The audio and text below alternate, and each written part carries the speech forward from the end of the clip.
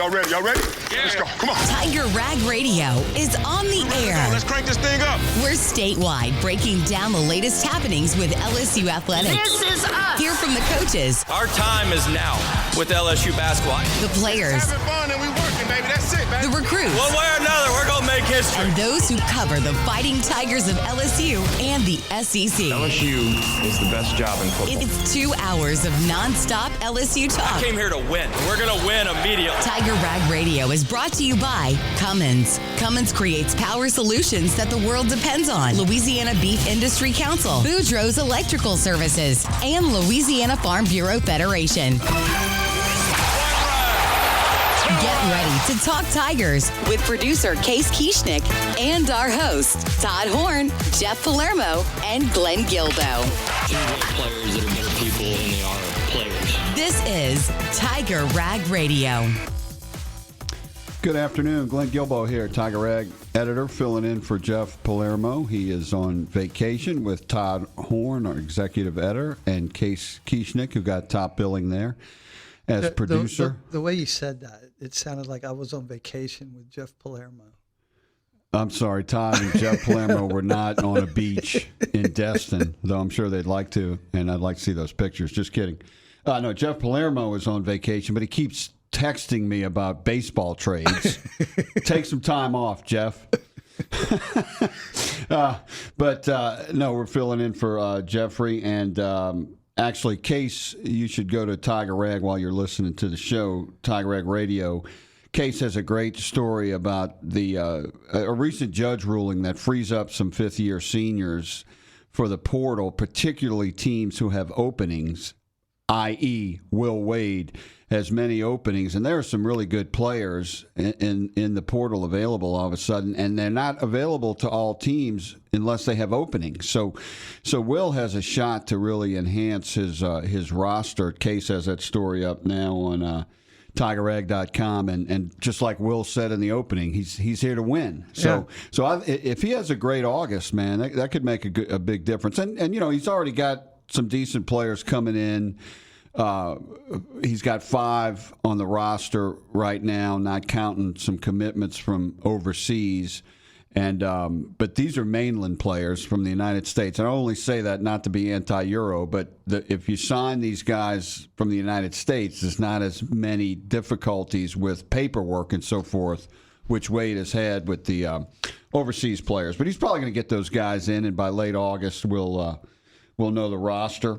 But first of all, though, we're going to discuss the powwow at the governor's mansion between the LSU the LSU donors, and Governor Landry and LSU's new money plan. And Todd is very well versed on that. We're going to discuss that in a second. Then at 6:30, we're going to turn our attention to football with Preston Guy from TigerBait.com. As the Tigers have reported today for practice, and they start practice tomorrow morning at 10 o'clock, and that practice is open for a few periods. Tiger Rag will be there. Then at 7 tonight, we're going to have Matthew Laborde, who is the CFO in the athletic department. He can talk to us a little bit about some of the money dealings going on at the governor's mansion. He also works with scheduling with the football team, replacing Verge Osbury there. When Verge moved up to the athletic director. And at 7:30, Jay Johnson is going to talk about his surprise new player, Schmidt. Logan Schmidt. Yes, Logan Schmidt, who everybody thought was going to go to the Cleveland Guardians since he was a second-round pick. They didn't pay him enough money, and he's coming to LSU. But Todd, first off, what do you think of what has been happening at the governor's mansion, and how do you think that is progressing for LSU's new financial plans? It's been an interesting couple of days. They met yesterday at the governor's mansion for the first time, and they're going to meet again tomorrow for the final of that. And unfortunately, we weren't invited, so anything that I'm going to relate to you about this comes from secondhand sources. And actually, the way the story has evolved over the last 48 hours, especially from the Tiger Rag perspective, our perspective here at Tiger Rag, has been based solely on anonymous sources through other reporters, outside reporters. And today, LouisianaSports.net, Matt Moscona of AFR, has a lot of firsthand information that kind of changes the perspective and the shape of what was reported by Red Eye on Tuesday, on Monday. So I'm getting confused with the days already. On Monday, J.R. Ball of Red Eye was on Talk Louisiana with Jim Inkster, and he had reported in the Red Eye newsletter that he and Mukul Verma produce that it was basically a done deal that LSU would be, when they were meeting with the donors, they would have they had basically closed up their program that they were going to roll out, and it was, without going in deep into the details, it was basically based on them raising $100 million through venture capital, is what JR termed it, which is a form of private equity, of course, but and that would result in LSU having to give up 10% of their media rights, according to what I understand JR had said, over the next 5 years, and then perhaps turning around and getting those back. A lot of questions. There were a lot of questions.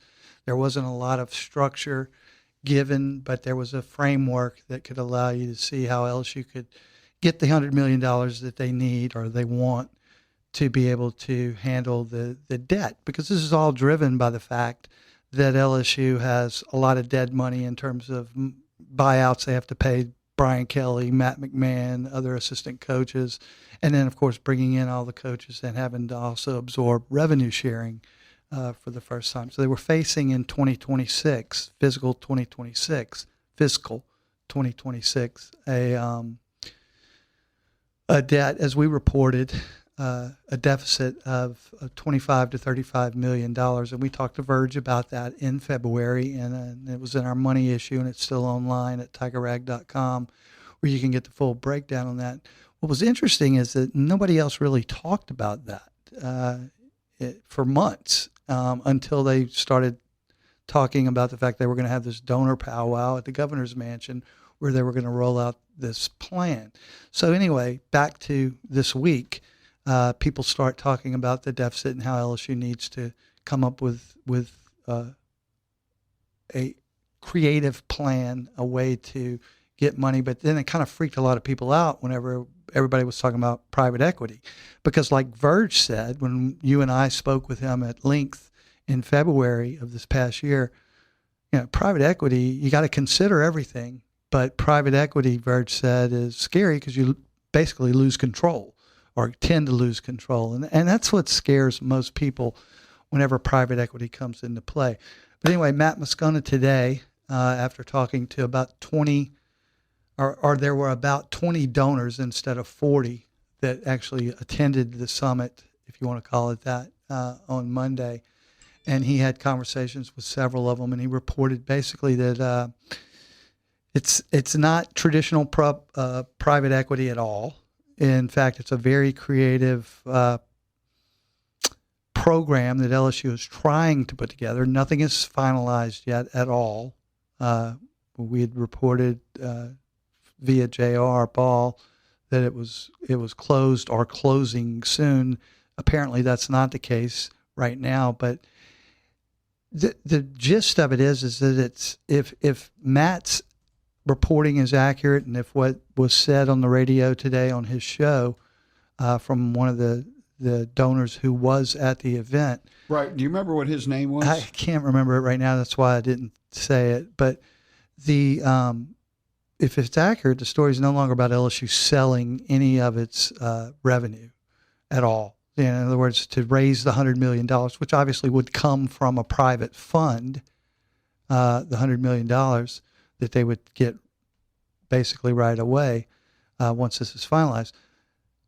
But they're not selling anything. In fact, what they're probably doing, it looks like, is going to be setting up a separate LLC and a separate nonprofit that would become basically an investment company, that it would be completely controlled by LSU, and they would invest in other companies that were, expecting to be profitable, and they would earn profits off of that. And so it would basically be an LSU holding company and structured within a nonprofit, which brings into questions some of the things. The reason it's not finalized yet is they have to still go through valuations, because the assets have to be valuated for whatever that corporation's assets are going to be.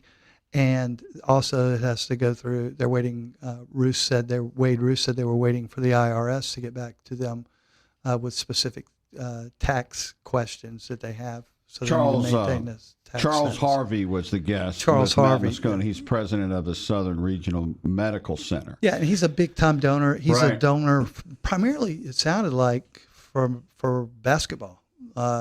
But not that he's not a football donor or an LSU sports donor, but he seem like he favored Well, they need that. supporting basketball. And he said that he's given $1 million of his own money over the last few 3 or 4 years. years. Right. That's amazing. That's the level donors they have at this powwow, and I guess there'll be another 20 there Wednesday. Yeah, and some of the same people will be there. Yeah, as well. and the thing that he characterized it as, and Matt and Moscone in his reporting has characterized it as, is they're not asking for any money right now. Not that they're going to quit asking donors for money, but as far as this creative plan goes, this is a perpetual revenue generating engine that they have conceived for LSU as an investment company. And there is private equity involved, in the sense that Greg Jackson, who's affiliated with Michigan State and is a billionaire who's involved with Acrisure, which is a private equity investment company, he would be involved. Do you mean Greg Williams? Greg Williams? Did I say Jackson? Greg Williams, yeah. Greg Williams would be involved. He would be on the board. But LSU, the key point here is that LSU would maintain control of everything. Right. So Greg Williams works with private equity. Mm-hmm. So private equity will be somewhat involved, obviously, if Greg Williams is involved. But how much, remains to be seen. The thing about it is, I think the term private equity scares people. Scares Verge Osbury. It scares people in general because what it implies is that they're going to seek control and they're going to try to dictate, how the business is run and what happens, and that is true. And I've been involved in private equity most of my career. They exert control. They take over the way a company is operated and run because they're putting their money in. They want their profits out. But if you're going to get money to fund anything on the private side, that's by definition private equity, and it can be structured in a way that they don't have that control. And it appears by coming up with this creative plan that LSU supposedly has, according to Matt's reporting, with an LLC that's going to be an investment holding company, and apparently structured with also a nonprofit in the mix, so they can move funds and assets back and forth. And that's what they have to check out all the legalities on. But I'm sure that they've been working on this since February, from what I understand. Yeah, and I think they probably had a plan set. They didn't just start doing it at the meeting. So I think that part was probably accurate. They may have been close to an agreement before the meetings even started, and they have they still have work to do. I think whenever JR said that it was closed when he was on Talk Louisiana, I don't think he meant that they had finalized everything. I think he meant that the investment portion of it was closed. I think there's a lot of detail that we're not going to know until it actually is finalized. Okay, and you're calling it private equity, but whenever you have donors at any major program that are involved, they're always going to have somewhat of a say. If for decades, I guarantee you when they were deciding whether to keep a coach or not or which coach to hire, that those donors were saying, well, I think we ought to get rid of the coach. Well, I think that's exactly the reason why that they invited the donors, those particular donors, to talk. Shakers. They wanted them to understand what they were trying to do. Right, and we'll be back with more discussion on that and getting ready for football practice right after this on Tiger Rag Radio. I'm Richard Fontenot, president of the Louisiana Farm Bureau Federation. My brother and I grow rice, soybeans, and raise crawfish on our farm in Evangeline Parish. For a fourth-generation farmer like myself, Louisiana Farm Bureau is as much a part of my life as checking traps or harvesting rice. Our organization is more than 145,000 members strong, and we've been around for more than 100 years. The Louisiana Farm Bureau spans generations, and we want you to join our family. Visit lafarmbureau.org. The Louisiana Farm Bureau Federation, the voice of Louisiana agriculture. Now, back to Tiger Rag Radio. Welcome back to Tiger Rag Radio. This is Glenn Gilbo, Tiger Rag editor, with Todd Horn, Tiger Rag executive editor, and Case Kieschnick, sports writer, radio guy, producer, overall good guy. So we're going to have at 6:30, about 8 minutes from now, we're going to have, after another break, we're going to have, who is our first guest? Preston Guy of Tiger Bait. We're going to talk about LSU football, which is starting practice tomorrow morning to kick off the Lane Kiffin era. I almost called him Preston Gomez, who is a former Astros manager, but Preston Guy from TigerBait.com, who's in the know with LSU football. Preston had an interesting tweet today. He was talking about the 2019 LSU-Alabama game. He said there was never been more talent on a college football field at the same time than in that game. He might have been talking about just LSU-Alabama games, but it probably rivals any game. And I said, well, that 2011 LSU-Alabama game, they put a lot of guys in the NFL too. Preston said 2019 had a bit more than 2011. And, another great game that had a lot of draft choices, 1979 USC at LSU in Tiger Stadium. Yeah, and I think you could also point to the 2000 or 2001 Miami-Nebraska game that had several too. Yeah, and some other LSU-Alabama games during the Les Miles, Nick Saban rivalry for sure.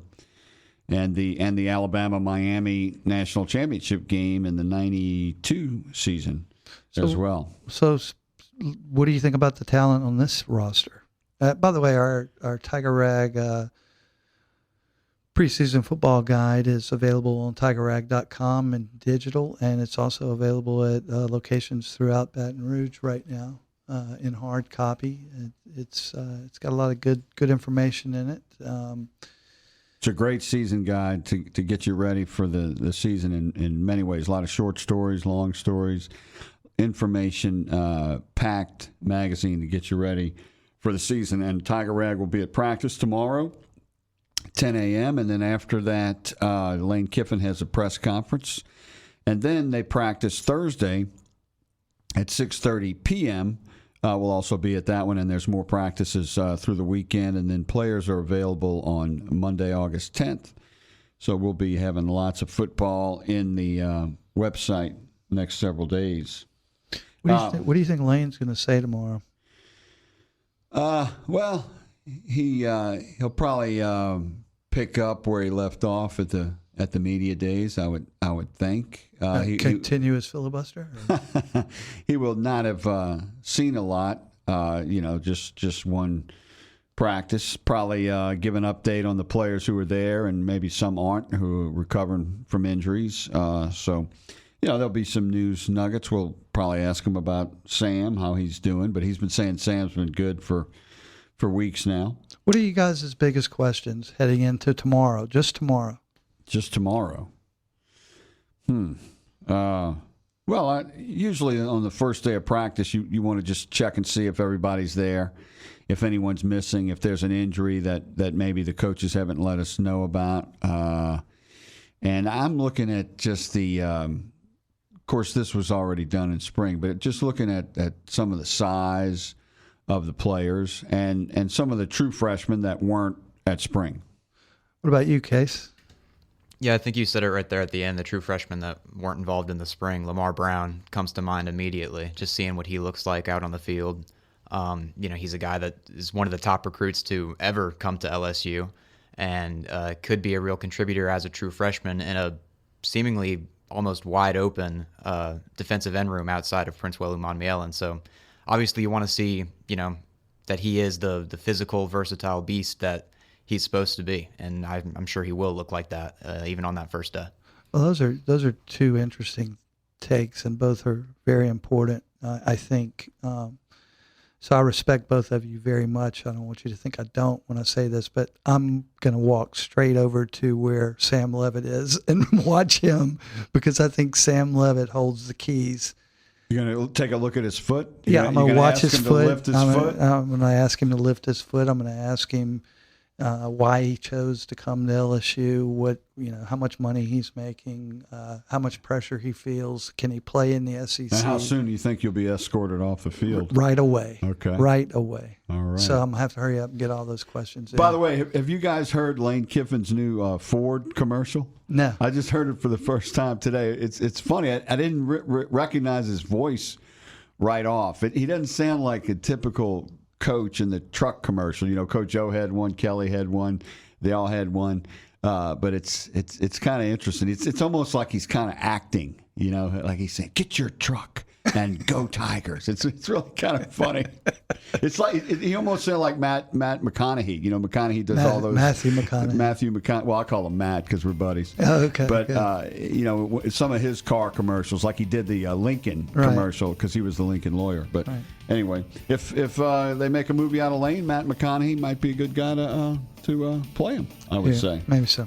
All right. Well, we'll be back after this timeout with Preston Guy and go a little deeper on football. The East Baton Rouge Parish Library believes that supporting the education of students is good for us all. That's why we provide access to live, in-person, online tutoring through Homework Louisiana. Make available free test preparation tools through Learning Express and Mometrics. Plus, reference tools for all ages. Get a library card. Get free education at ebrpl.com/homeworkhelp. Let's go.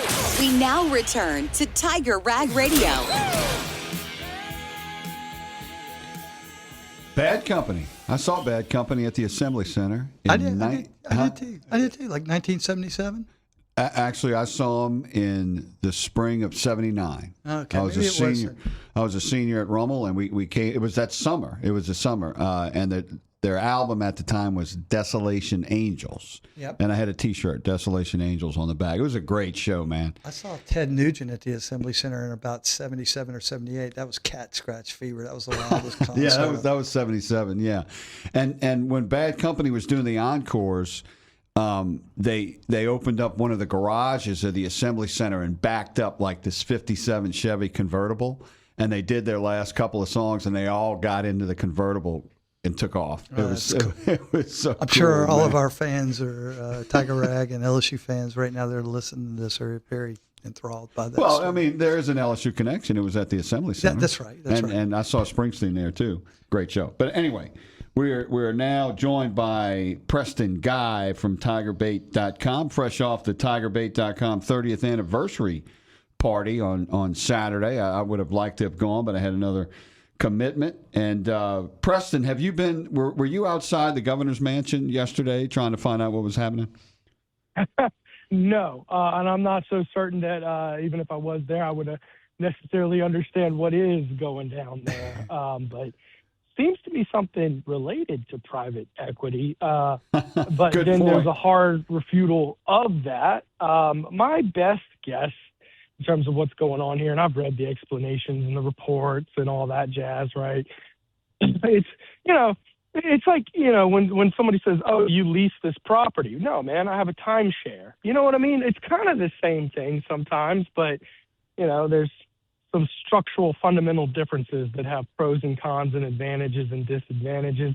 That would be my best guess, is this is some sort of manipulation of private equity. Well, and I would just expand on that a little bit because I think you're basically right, Preston. From what I've, we don't have any firsthand knowledge, just like no one else does, unless you were invited into the mafia or the mansion for the meeting. But I think from what Matt Moscona reported today and what we're reporting on Tiger Rag that Matt Moscona reported. Thanks, Matt. Yeah, thank you, Matt. Is that it looks like it's structured like they're building a holding company that LSU is going to maintain control of, and they're just going to invest in other companies and create a structure that allows them to just make money off the money that they're making, and get some money up front from private equity, although people don't want to call it private equity because private equity scares people. But that's, if it's private money and you get equity, that's private equity. Yeah. and at least it's somewhat out in the open, too. That's good. Yeah. It sounds a bit like an endowment to me, but I'm no financial expert. Yeah, Maybe don't take my word on that. Well, okay. Well, tell us this. I mean, practice starts tomorrow. Is LSU going to be in the playoffs or what? That's all we want to know. LSU. Now that I can talk about. I think LSU is going to be pretty close to the playoffs, and I think that if LSU had Texas Tech's schedule, I think that would be a gimme. However, you don't. You have 4 teams that are ranked in the top 11 of the coaches poll, right? So that means for you to finish better than 8-4 means you beat some pretty good football team along the way if things pan out. Not to mention Tennessee's on your schedule. So there's a realistic argument that if LSU were the 19th best team in the country, that we're looking at a 7-5 finish, right? So, I think LSU is going to have a pretty good football team. I have some concerns. I mean, number one, 59 new faces on the football team. That's a lot of new faces learning how to play with each other. I mean, you think about it, 12 out of 13 receivers are new to the team. Right. Your entire quarterback room new to the team. Right. So especially on the offensive side of the ball, it's a lot of chemistry issues. Then you start looking at the actual logistical issues we saw in spring, and we'll see if those hold up. Offensive line's a big concern for me because 3 out of 5 of your starters were on rostered last year, and that was the most putrid offensive line in school history. Right. I don't know that plugging in a first-round pick left tackle fixes all those problems. Right. Is Sam Levitt healthy, and can he perform in the SEC? That's a huge question I have that we have not even an inkling of an answer to, although you would assume he will be a pretty good player based on his body of work. And then can you run the ball? Because Lane Kiffin's offense is highly predicated on running the ball. I took stats. In fact, Glenn still owes me dinner for keeping stats for him during spring. Hey, you turned me down. I had a time for you. You turned me down. I'll still get you. I'll still get you. I did. You got to give me more than 14 minutes notice. Hey, man, it's all about I got spontaneity. 2 kids, Glenn. Yeah. But they I would have come. loved to have gone to it. I'm not and I paying do for their love dinner. BRQ. Okay. Anyways, cool. I kept stats during spring, and basically in between the tackles, they averaged like 2 yards a carry, right? It was not good in between the tackles. So everybody's hyping up Dylan Jones. But the fact is, when the scrimmages came, Dylan Jones wasn't any more or less special than the other guys you saw out there. So, I have some questions about running the ball in between the tackles and, offensive line play and quarterback health and chemistry. So we'll see. So, Preston, the biggest thing that I thought of when you were talking about that running game and the 2 yards average between the tackles, I think that's very interesting. But I think that would probably be a byproduct of the offensive line not performing more than the running backs. What would you say to that? I probably would be, I would tend to agree. Especially the first 3 yards is basically something that the offensive line gets you for most of the part. Obviously, there's vision and, footwork that goes into it. But I would argue for the most part, your first 3 yards of a run is all about can you get a hole for the running back to run, with some exceptions, of course. But I would agree. I would also like to argue that the front 7 did have an impressive showing. Now, I'm not saying that, they're going to be a 2011 Bama LSU type front 7, but I think that they did show some good looks during spring. LSU does not have a running back that really scares you. And they really haven't had one of those since Leonard Fournette Clyde Edwards-Helaire was very good. But really scare you, Leonard Fournette, I would say. I think Dylan Jones is just a little bigger than the other two, but you're right. He may have been overhyped. Sometimes a new guy gets overhyped. But Preston, I got to tell you, that was not the most putrid offensive line in history. I covered several of those LSU teams that had 6 straight losing seasons from 1989 through 94. And they had some bad offensive lines there for Curley. Well, I'm not going to dispute that they were bad during Curley's time, but I watched 2 games last week from last year on ESPN. Were they from on the 1989 weekend? or 90? They were from last week. Okay. And one of them was the Alabama game, and I think the other one. Bad. I think the other one was bad. Arkansas. They were horrible. They were. But at least those guys were decent recruits. There was some linemen in the late 80s and early 90s that weren't even good recruits. And I don't blame it completely on the players. I blame it primarily, honestly, on the scheme. And I think that's where this team, I think that, spring was short, relatively speaking, like Preston, points out. That was a lot to get done in the spring, and they all have, mostly new guys. They do have, 2 or 3 coming back, but I think the first few weeks of fall are going to be imperative for them to develop a running game and to form an offensive line that's able to compete and hopefully be formidable. Preston, we're about out of time. Real quick, what's the first thing you're going to be looking at tomorrow when practice starts or when they start doing something? Quarterback. Okay. Yeah, me too. Quarterback, and then if you can run the ball. I hear you. All right. Well, Preston, thanks a lot for joining us, and we will see you out there tomorrow morning at practice. I'll see you soon, Glenn. All right, bud. We'll be back with more Tiger Rag right after this. Tiger Rag Radio is back. Hello, welcome back to Tiger Rag Radio. This is Glenn Guilbeau, Tiger Rag editor, with Case Kieschnick, Tiger Rag writer. Well, Case, what are your thoughts as Will Wade gets close to completing his roster over the next few weeks? How many of these guys who are listed in your story today that's up on TigerRag.com that are fifth-year seniors that are suddenly available in the portal by a judge's ruling, you think Wade's going to get a couple of those, or is his roster close to being set already as far as the players coming in from overseas that technically aren't on the team yet, but he knows if they're coming before they're here? I think he obviously got the guys that he wanted, right? There were some portal players that he missed on, but as far as the overseas guys, he feels really good about who that is. Now, that being said, he did miss out on Yamadar, I believe, is the Israeli pro player who decided to stay and play. The 25-year-old point guard. Right, and that was his decision. He decided to stay and play in that pro league. And so there's going to be some help that they definitely need. And now you've got this new influx of players, and I don't know that there's a Power 4 program in the country that has more minutes to give out if you're just looking at the roster as it is currently. There's probably a little bit more depth on the current roster in the backcourt, but if he can get some front court help with some big men that he's relying really just on 1 or 2 foreign players, and none of the or only one of the new guys coming in really has any size. He's going to go for someone. Now, that being said, you can't rule out the top programs in the country, the perennial Kentucky's, Dukes. If they want a guy, they can probably still go get him.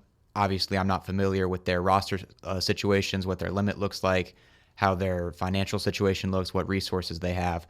But you have to imagine that something's going to get shaken here in the next couple of weeks before school starts. Yeah, and the roster limit for men's basketball is 15, if I'm not mistaken. It's been 15 for a long time, and most teams don't carry that many guys. They usually carry about 13. So if there's some really good players in this group, some of the other teams out there that are maybe at 12 or 13, they might say, hey, well, look, let's get a couple of these guys. And I think LSU needs a true point guard if there's one out there. Well, the first one that anyone's going to talk about is Donovan Dent from UCLA. He was a guy that was at New Mexico for 3 years, and even the year before last, he was a guy that, going into the tournament, made New Mexico everyone's favorite Cinderella pick because he can do anything that you want from a point guard as far as playmaking, scoring. He went to UCLA, had a good season, didn't put up quite the same numbers that he did at New Mexico, but still a very productive season at UCLA. And so he comes back. He actually retired from basketball after graduating. He said, I'm not going to go to the NBA. I'm going to go back to New Mexico and develop youth players. So because of that, he never signed an NBA contract. He's still eligible to return. He put his name in the portal, and that's got to be the top guy that you're looking at there. I don't know that LSU is targeting him, but he's going to be a name that's going around a lot of schools in the country. You know, it's amazing. There's never been a time in LSU history where you've had so much roster influx this late before school starts with the three major sports, baseball, football, and men's basketball. You know, in the past, the men's basketball roster is usually, even in the portal years, it's usually set before now. But, you know, extenuating circumstances with Wade coming in, not getting all his targets early in the portal, going overseas. There's delays with that. Baseball is always kind of in August, and Jay just got Logan Schmidt, really enhances his roster, the second-round pick by the Guardians who's staying at LSU. He had signed at LSU months ago. We're going to have Jay on at 7:30. And then the football roster, this is the most new players in the history of the program, like 60 of them. And so Lane's going to be getting that sorted out with his roster. He already started doing that in the spring, but now all his true freshmen not going through the spring are in. So, man, there's just a lot of new players getting to know Baton Rouge. Of course, a lot of them have been here all summer, but it's going to be interesting to watch all three of those teams as they get the roster together, start the season, and then LSU's got fall ball as the basketball team starts playing. It's going to be a lot of new faces out there. Well, and that's just kind of the state of college athletics at this point. You know, I was looking through those guys. There's probably about 10 or so guys in the article that fifth year coming back, entered the transfer portal, and I think maybe one of them was at one school for their entire 4 seasons. Now, these are guys that most people would point out and say, see, these guys did it right. They graduated in 4 years, didn't have any red shirts, didn't have any COVID eligibility. This is, you know, traditional basketball. Only one of them was at, and I believe it was Clemson, was at Clemson for 4 years. A lot of them were at 4 different schools in 4 years. Yeah, that's ridiculous. That's just how it is across all the sports, not just basketball, but LSU basketball in particular. It's felt like they've been playing catch up throughout the entire portal era, really, because Will Wade kind of left or was forced to leave. Right, complete empty roster. Right, and there was one scholarship player left for Matt McMahon. Right, and that was right kind of at the dawn of the real portal era as we kind of know it now. And then even with McMahon here, he was kind of rebuilding that roster every year because you bring in these portal guys, they're fine moving on again. And he couldn't really establish a consistent way to build out of high school. Yeah. And, you know, even now, Will Wade's kind of been left to do the same thing. He comes in late. He can't really build out that high school class. And he's going to be relying on the portal again. Now, that's definitely going to change in the coming years, but they're just playing catch up. Yeah, and it's funny, back in the day, like when Dale Brown was coaching and bringing in all kind of great players each year, those guys were here like in late spring, May, and they were playing basketball pickup, supposedly with no coaches around, like all summer at the field house and stuff. We could go watch them, you know, Stanley Roberts, Shaquille O'Neal. They played all summer together. These guys together are only going to have a few weeks before, like they get together late August. They'll have to about, I think practice starts September 25th. Yeah, September 25th. So that's a lot of catching up to do. But let's see, it's about time for our next break, and we're going to have another break before we're joined by LSU CFO Matt Laborde. We're going to talk about some football scheduling with Matt, but we'll be back with more Tiger Rag right after this. We're back to Tiger Rag Radio. Hello, welcome back to Tiger Rag Radio. This is Glenn Guilbeau, Tiger Rag editor, filling in for Louisiana Radio Network's Jeff Palermo, who's on vacation, joined by with Case Kieschnick, Tiger Rag staff reporter, also works for Louisiana Radio Network. Todd Horner stepped out for a minute. He's going to be back with us. Case, we just finished a couple of weeks ago working on the Tiger Rag season guide. One of the things cool about back in the day when you were a sports writer, we had what was called the Tab, which was a tabloid that came out, which was like usually 120 pages at the Advocate when I used to work at the Baton Rouge Advocate. Football schedules, college, all kind of stuff, and basically what Tiger Rag has out now called the Lane Kiffin Reset. You can get it at newsstands all over Baton Rouge, grocery stores, and it's on the website. The Lane Kiffin Reset. The cool thing about doing these things is as you're doing the stories, you start learning about the team. It kind of gets emblazoned in your head by osmosis, and you figure out some things maybe you didn't know. What are some things you learned from doing your stories on this team? Well, I mean, really, it's just getting a familiarity with the roster, right? There's so much turnover this year, and I went through and I wrote, 30-word bios on all 108 players. And now I'm not saying I can recall every single one of those. That was a late night, but it's really remarkable just how much of a reset it really is. The wide receiver room always comes to mind for me. You've got a room of 13 guys, and one of them was a Tiger last year. And, there's Philip Wright. Philip Wright. He had one catch for 2 yards. And you've got 9 new transfers coming in that could be anywhere from the number 13 guy in the portal to the number 259 guy in the portal. And there's really just a lot to unpack there. And, you have an idea of the top 4 guys through the spring and who's been getting these reps and this and whatnot, but it's wide open, really.